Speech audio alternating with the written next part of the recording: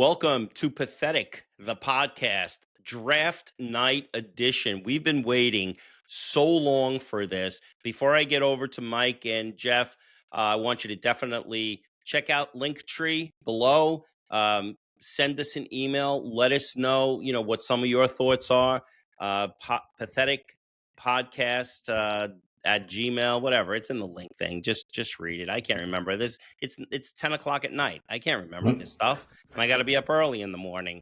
But Mike, I want to go to Jeff first, because what we want to do tonight is just talk mostly about the Jets and Giants picks, and then a couple of observations we've had. They're up to about pick 17 when we're doing this now. But Jeff, the Giants had a lot of options at 3. And I want to hear what your take was when Roger Goodell, when we heard and the New York Giants select from Penn State Abdul Carter. Well, I'll tell you this. I had these nervous premonitions that we were going to hear Shedeur Sanders to the Giants. And I just, for some reason, had a feeling they were going to try to get cute here because the Giants, their executives are in desperation mode right now. But thank God they made the right move. To me, there were only 2 options. Either you get Abdul Carter or you listen to trades. And if they got blown away by something crazy like the Jaguars did, then I would consider, moving back. But obviously, I spoke about this on the last show too. I think the Giants right now have to get back to old school Giant football. And the way to do that is to do 2 things, which they did tonight, by the way. They got Carter, and they also picked up Thibodeau's 5th-year option. I'm not sure if you guys saw that yet. Oh, I didn't see that. They did that literally right after the pick. So, again, I'm not the biggest Thibodeau guy, but that tells me the Giants, this is their mindset now. We're going to win games with the pass rush. We'll figure out the quarterback down the road. We have Wilson at least right now who's good enough to play. Let's figure out how to win games on defense. And I think we're going to see a defensive-heavy draft here with them too. And they did it during the offseason too. A lot of free agent signings, defensive backs, linebackers. I really, really like the direction, the way the Giants are going. But you guys heard me last week or earlier in the week. Abdul Carter was my guy, so I give this an A+ for the Giants. Nice. Yeah. Mikey, what do you think? Yeah, I think we all had this down. We said it was going to be Ward, Hunter, and Carter. I think all 3 of us had that as the 3 picks to start the year. We didn't have the obviously the trade with the Jaguars and the Browns. We thought it would be Cleveland taking that Travis Hunter there. But, you cannot go wrong with having too many guys who can get to the quarterback.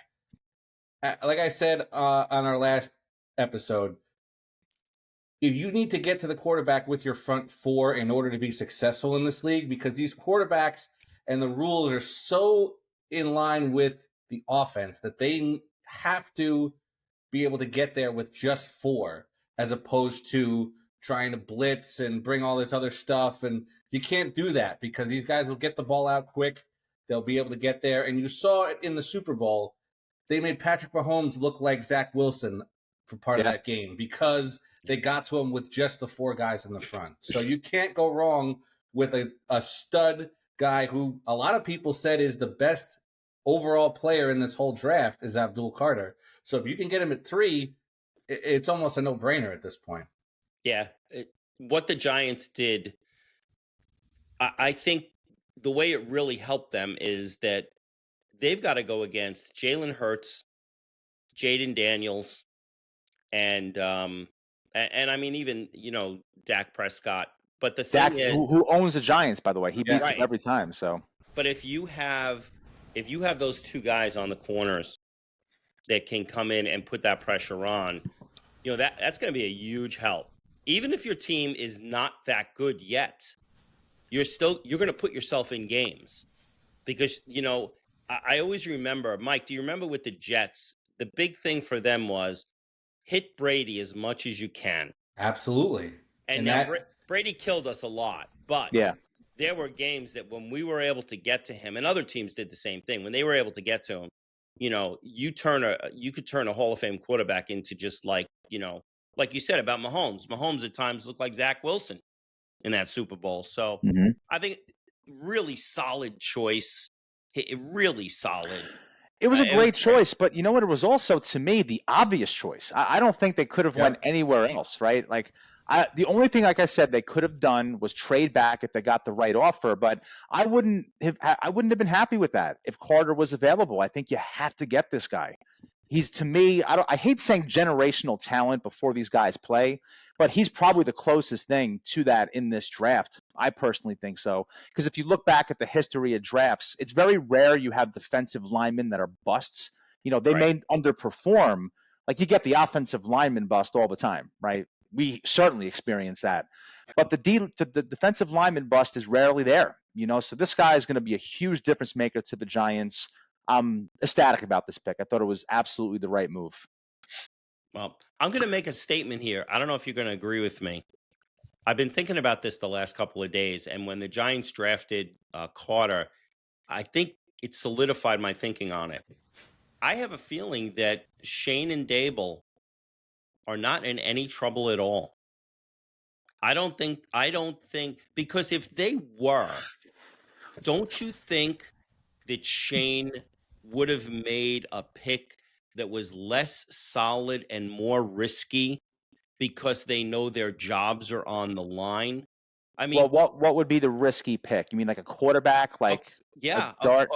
quarterback saying, "Hey, listen, let's see if we can drop down a few spots, grab Dart or grab Shug or grab one of the other quarterbacks." I'm not saying Shador, but even take a flyer on Shador, because if they had any thought that he would be anything, Shane and Dable would look at each other and say, "We got 1 year. That's it. Let's Go for it." Them making the picks with just 1 year left, but maybe they said to Mara, "Listen, we don't want to leave this franchise in hell.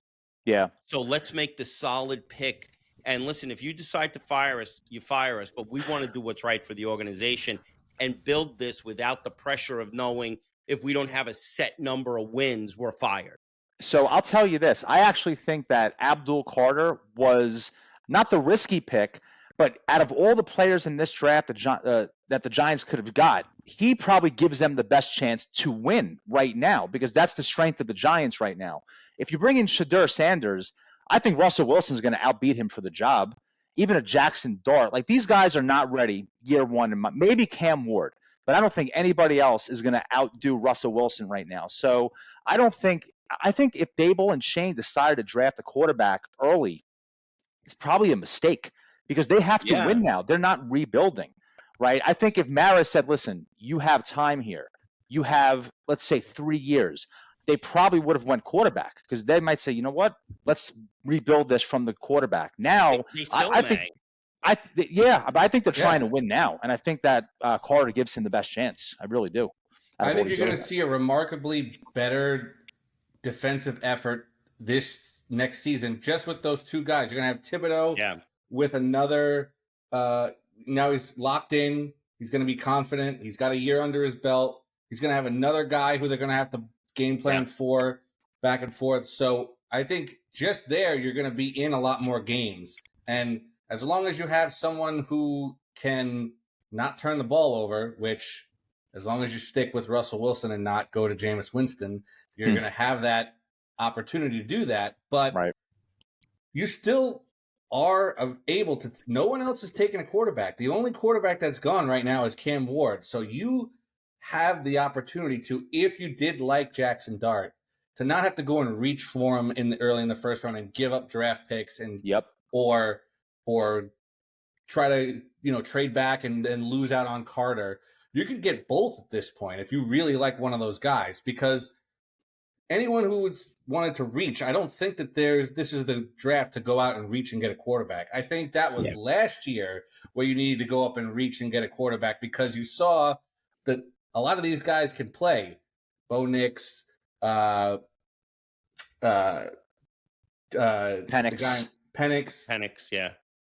Jaden Daniels, even Caleb Williams showed some things that he knew what he was doing when he could stay on his feet. So, I still think if you like those guys and you maybe grade them at a late first round, early second round choice, you could get both and not have to, give up a once in a lifetime chance to get the best player in the draft at 3, and then go in and try to get cute with it afterwards. So you could get both at this point.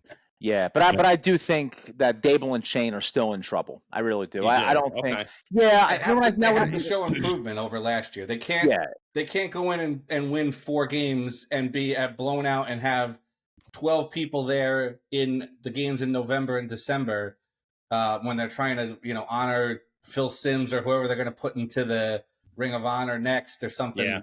And they're going to boo Mara, and right. they booed him before, so they don't want. He doesn't want that. He was pissed in that interview, if you remember. He was like, "This is not going to be tolerated," and he goes, "My patience is wearing thin."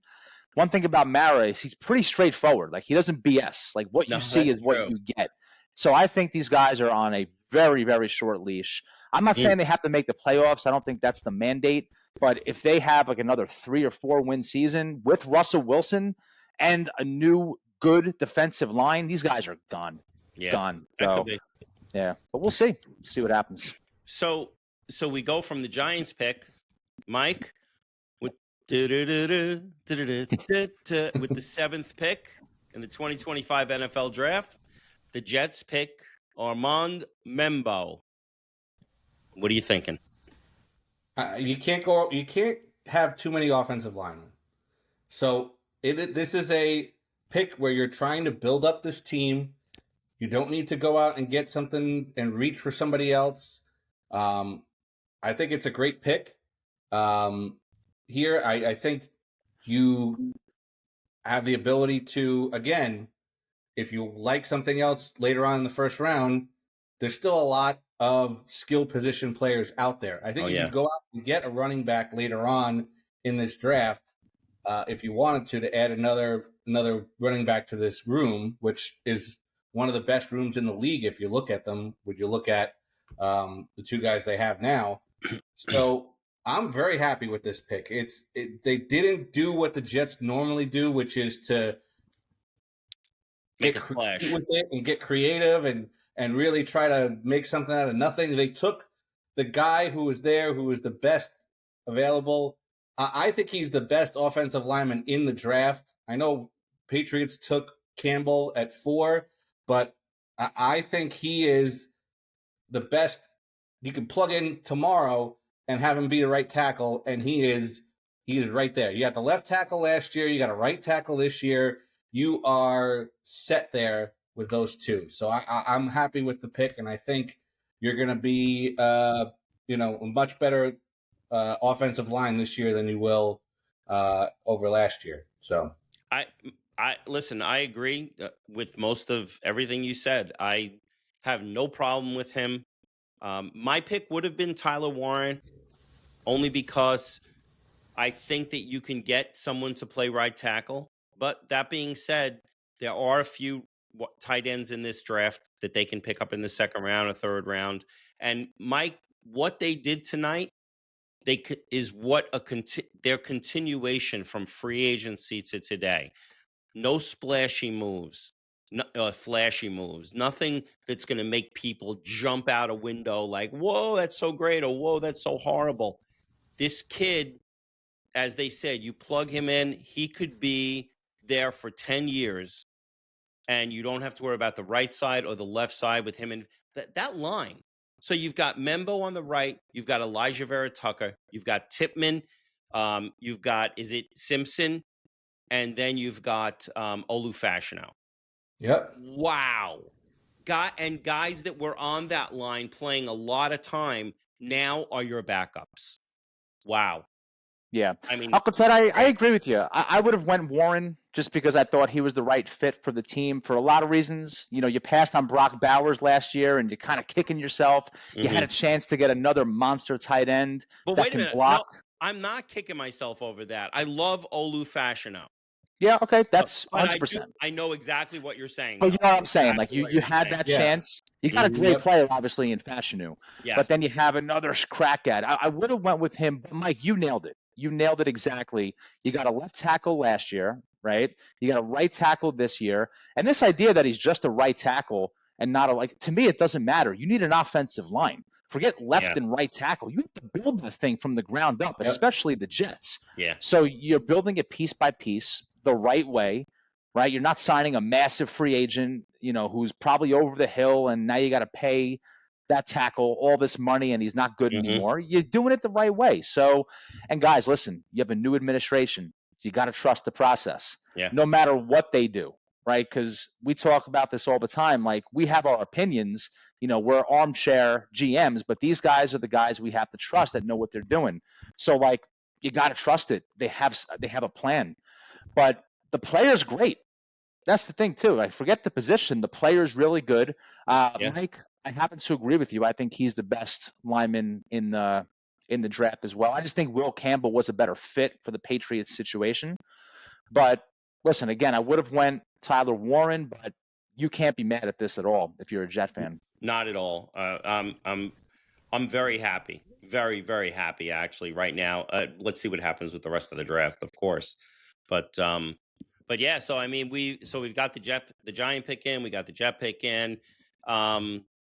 Mike, what was there anything so far in the 20 picks so far, 19 picks so far that has kind of like piqued your interest or stood out? Well, Jaguars are going to Jaguar by trading up for a corner or a corner and a wide receiver, whatever he wants to be from there. As long as, that's not going to blow up in their face. I don't see that happening, where they're not going to have a first-round pick next year. That's probably going to be a top 3 pick. So Cleveland's going to have 2. It's going to be draft day all over again for Cleveland going forward.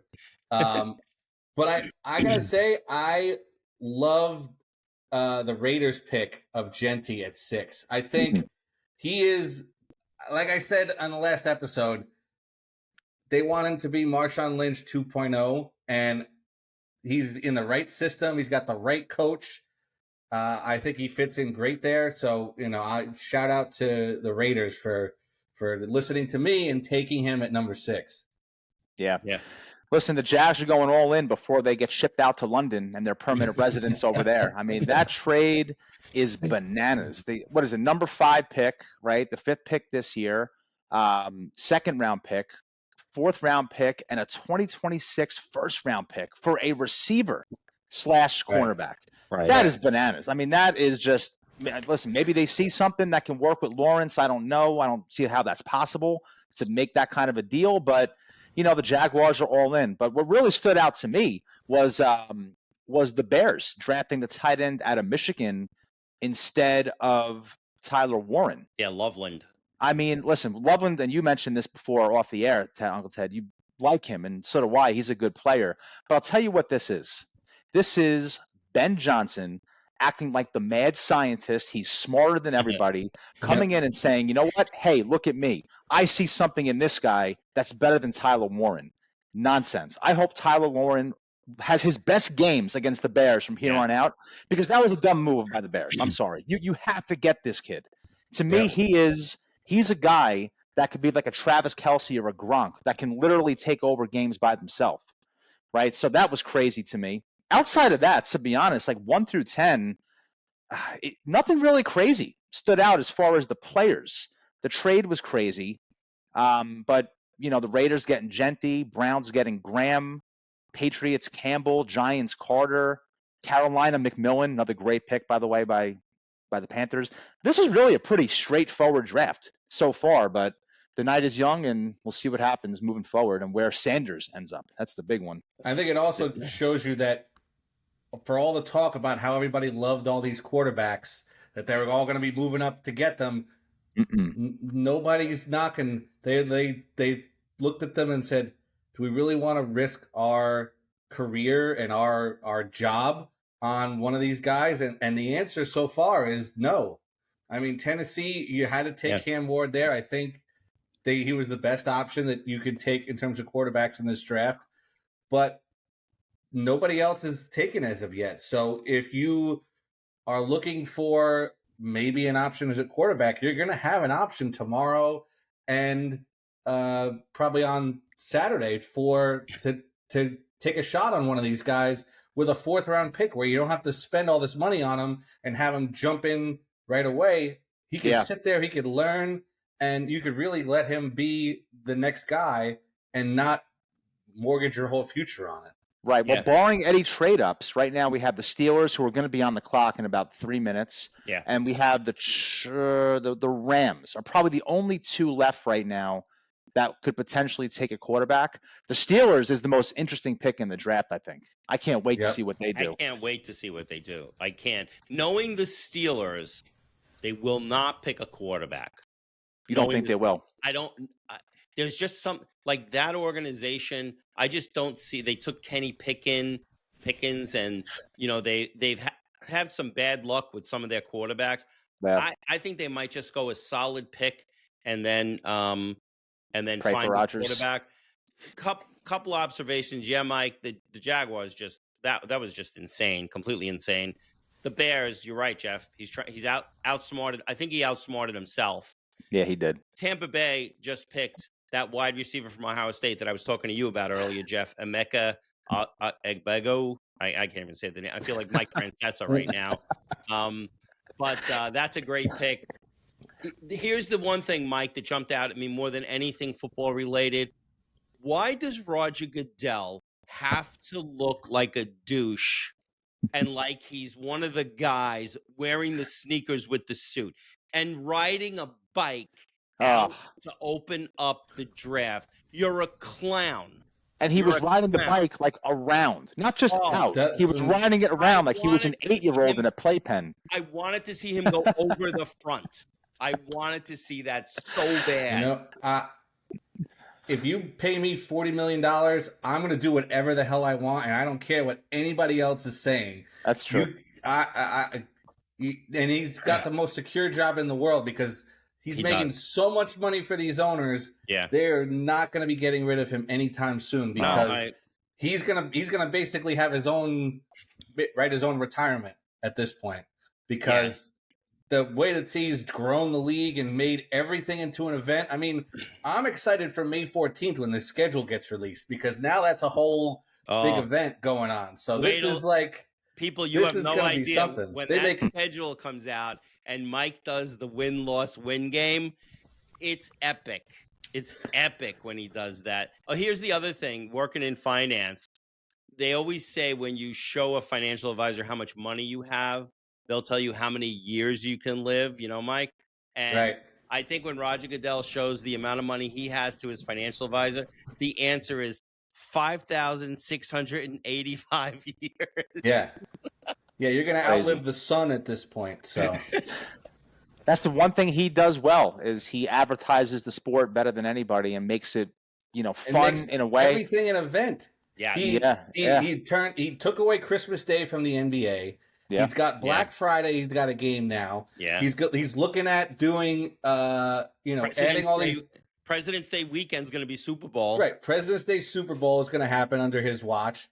And every single thing that they do now is an event.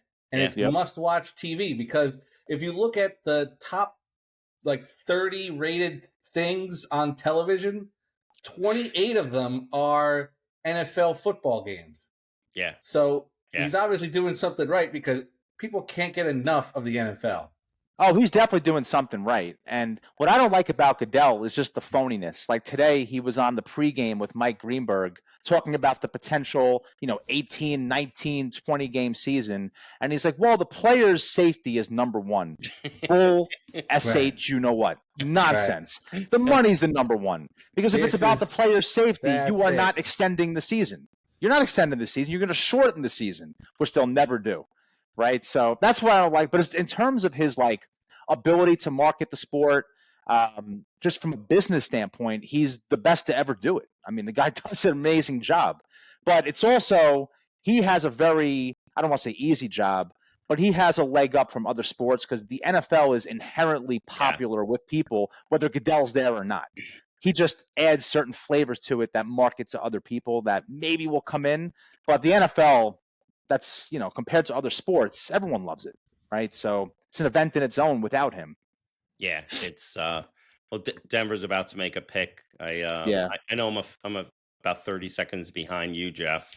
Yeah, I won't say anything. Okay. got a Make-A-Wish kid is going to make the pick. Which Correct. I got to tell you something. You know me. That stuff doesn't get to me. I love it. I like when I see this kind of It's stuff. the best. Yeah. It's the best. Except I have an issue with Make-A-Wish, but that's another story. Right. They have a lot of problems outside of. Well, Mike knows the story. Well, I know that. It's a personal story. Okay. Yeah, it's a personal they do some shady things too outside, like that makes you be like, ugh. Yeah. I don't know. I don't trust them 100%. Yeah, I can't even tell the story. Like I like the kids, the kids that do the, of course. I think it's all their stuff. It's a great That's what thing makes for it good. these poor kids. That I mean, a lot of them don't make it. This kid's lucky he made it. Which, oh my god. Yeah. So we got 6 minutes. Yeah, I know exactly what you're laughing at, Ted. I know exactly what you're laughing at, and I was looking at it too.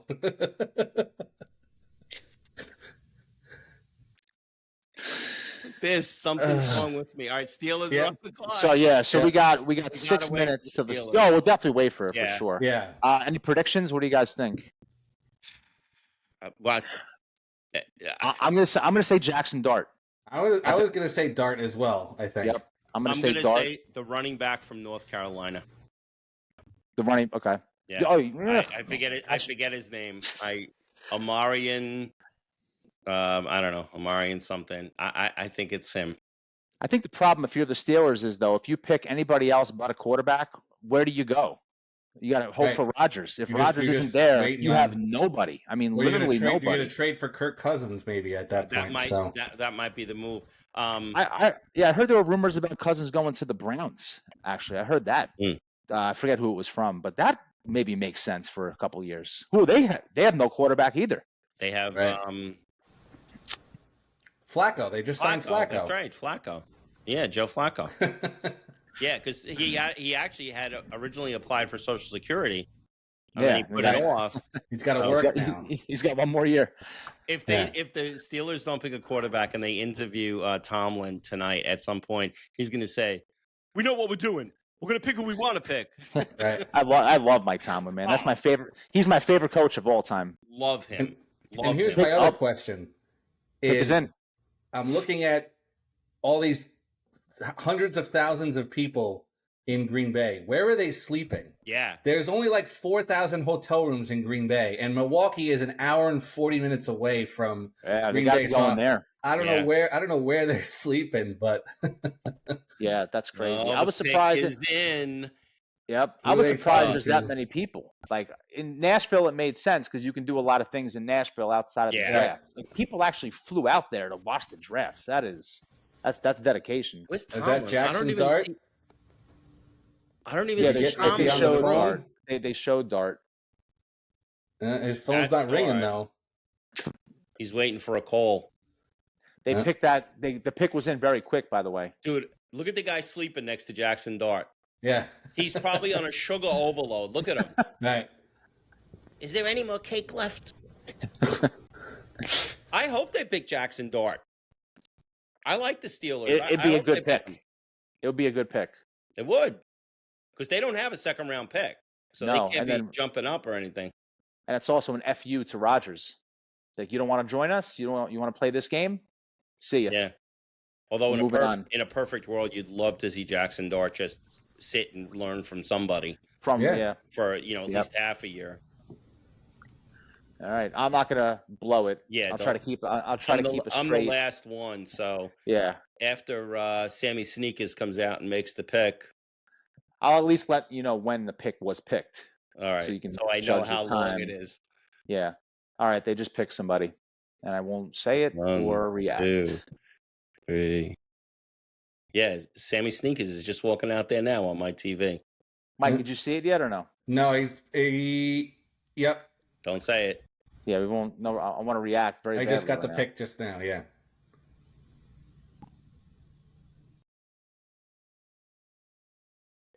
Boom! Wow. Yeah. I told you they were not going to. Look at these guys jumping up and down. They have no idea who Derek Harmon is. Right. No. Yeah, exactly. They don't know. Wow. They couldn't pick him out of a lineup.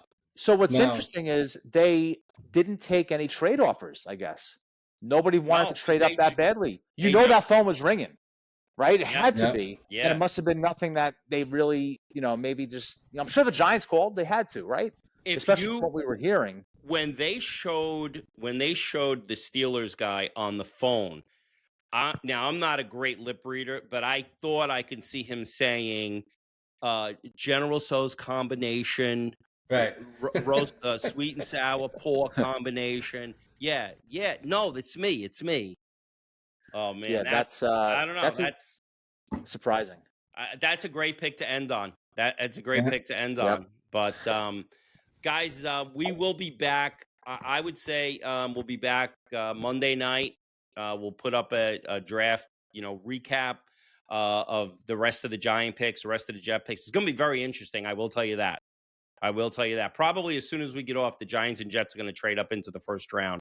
Yep. But that's exactly what's going to happen. Yeah, exactly. Like that year, the Jets traded up like 3 times to do stuff. Yeah. But guys, this was fun watching the draft like this. Next year, when we get a lot more subscribers, let's do this live.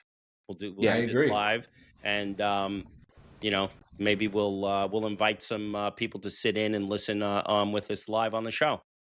All right, love it. Mike, you can take the hamster off the wheel for your internet tonight. He's done a great job. Great job.